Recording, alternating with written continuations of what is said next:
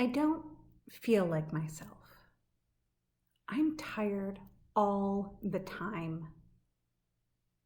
I don't take pleasure in the things I used to enjoy. I slog through basic tasks. I've put on a few pounds. I'm distracted. I can't focus. I read the same paragraph over and over. I'm worried. Have I mentioned that I'm tired? Sound familiar? It seems like over the last year, every single person I've talked to has mentioned at least one of these feelings.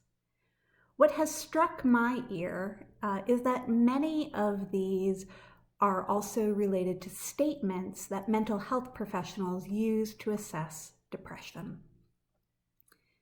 The one that comes up over and over for people from every walk of life is how tired they are. Tired of restrictions, tired of their location, tired of the same small pod of people, tired of the news, and just plain physically, mentally tired.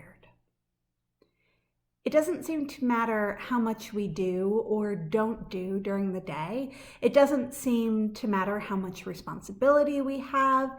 It doesn't seem to matter how much rest we get. It doesn't seem to matter if we are usually a go-getter or usually lazy. Everyone is tired.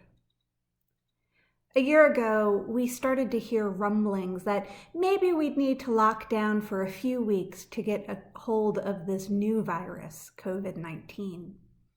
I remember counting the weeks and thinking, we might still be able to have Holy Week in person.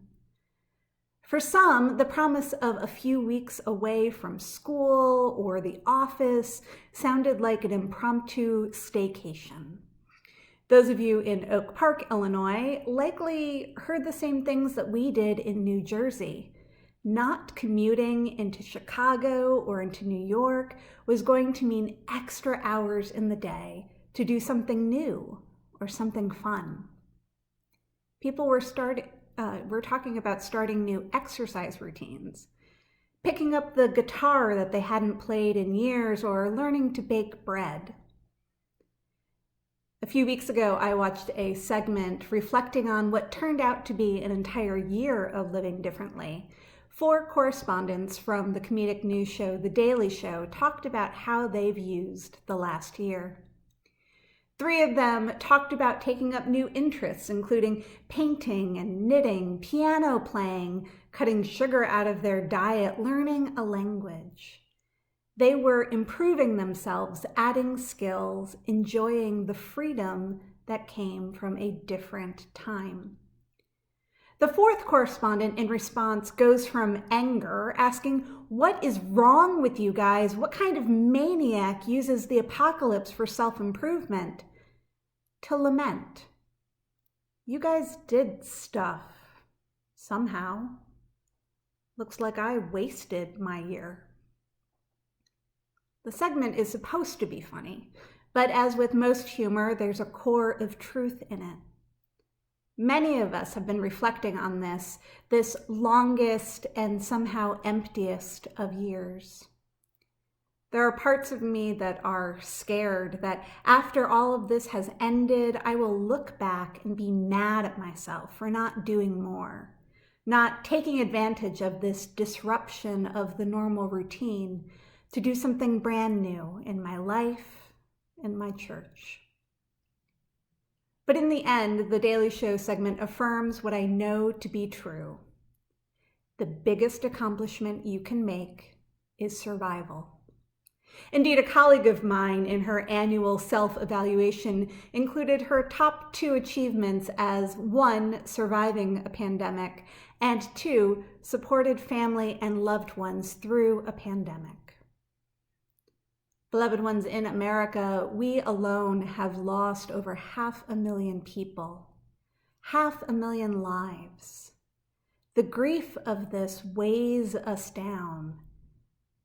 The grief alone exhausts us. But pandemic fatigue is more than that. One of the compelling pieces I've read says that we are exhausted because in the background of every seemingly mundane task, our brains are working on keeping us alive. Routine activities like grocery shopping suddenly seem fraught with risk. We are constantly evaluating the safest way to meet our basic human needs for food, water, shelter, healthcare, companionship. So even if we are doing less than we used to be doing, or less than we think we should be doing, we are exhausted. This is the type of exhaustion I imagine the widow felt when Elijah encountered her and asked her for something to eat. She was tapped out, no longer with the resources to keep herself or her son alive. She was using the last of her strength to gather a few sticks and prepare a final cake of bread. I imagine she was too exhausted to even say no to this stranger when asked to share this final meal.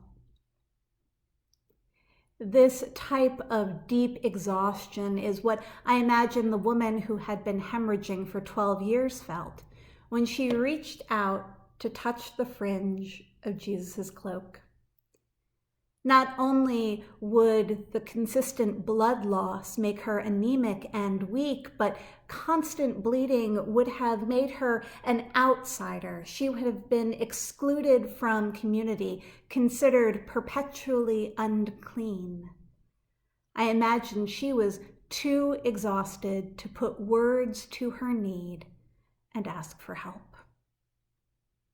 And this type of deep, devastating exhaustion is what I imagine took the young girl. Her body too exhausted by trying to keep her alive in the face of illness or injury, until finally giving up and ending her life. Beloved ones, we are tired. We are bone tired. We are soul tired.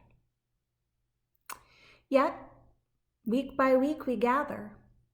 We gather to hear words of hope and healing, and we turn to our scriptures. Yes, the widow was exhausted. Yes, her willingness to share what she had was blessed by God.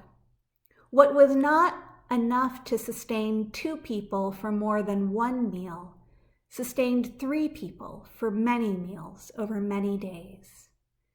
The story reminds us of why we gather in community. We are hungry together. We have little reserves of our own. And yet, when we come together and we bring what little hope we have, we find that what we offer one another is blessed by God. And there is enough to get through this day and tomorrow and the day after that. Yes, the hemorrhaging woman was exhausted.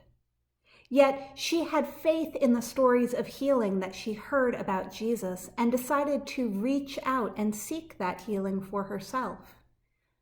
This story reminds us of our own agency in a time when we can often feel powerless. We can choose to listen to trustworthy scientists and ethicists. We wear our masks, we wash our hands, we avoid gathering in indoor spaces with people who are not members of our household. We are using our God-given free will to protect ourselves and others. Yes, the young girl's body was exhausted to the point of death. Yet when she seemed beyond hope, and indeed the funeral flautists played, Jesus took her by the hand and lifted her up. The story reminds us to reach out to one another. While in the depths of depression, we may not be able to pull ourselves up out of bed. We may feel hopeless, in total despair, completely exhausted. Yet, when all seems lost, in the immortal words of Monty Python and the Holy Grail, we're not dead yet. Through God's grace, we have hope in a future filled with vitality, vigor, and abundant life. And as we approach Good Friday and the Easter that follows, as Christians, we remember that even death is not the end of our life in God. Just as after the resurrection, Jesus bore marks of the crucifixion, I'm sure that the girl who had died was forever changed by this brush with death. And I'm sure we will forever be changed by this time of pandemic. But we're not quite sure how. One of my prayers is that we will be transformed into a culture with a better understanding of and support for people facing depression and other issues of mental health. That we will be more empathetic when someone says, "I don't feel like myself. I'm tired all the time. I don't find pleasure in the activities I used to enjoy. I slog through basic tasks. I've put on a few pounds. I'm distracted. I can't focus. I read the same paragraph 2 or 3 times. I'm worried." For too long, there has been silence around issues of mental health. But my dear ones, I believe that there is a broader understanding of how depression can manifest. Not just in sadness, but in the sapping of all that is good and pleasurable and energizing in life. It's not just something that we can get over. So when someone trusts you enough to share that they are struggling, I invite you to listen. Don't jump to quick fixes or easy solutions. Simply say, "Thank you for telling me. That's a really hard feeling. What's going on?" When we are in need of healing ourselves, as we are in this time, we might not feel like we have much to offer. But with God's blessing, that little bit we offer may just be enough. As we continue through this season of healing, may you feel the blessing of God's love, the support of community, and the hope for a better tomorrow.